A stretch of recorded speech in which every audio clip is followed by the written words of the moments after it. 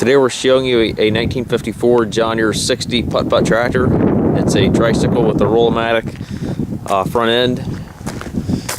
Tractor is traded in locally. You can see there that's a Rollamatic Tricycle there.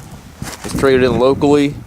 Has been repainted, but it's not a professional job. You can see there's some dings in the front nose piece here. The paint does look good, but it's again not a professional job, not a show job by any means.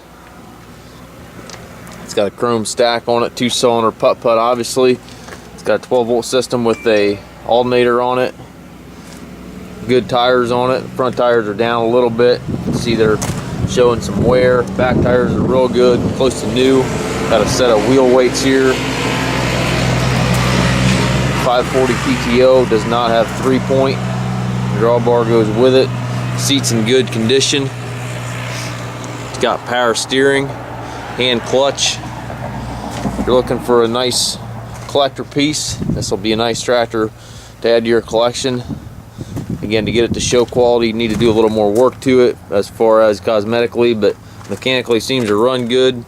Everything seems to work on it. It's a pretty nice old tractor.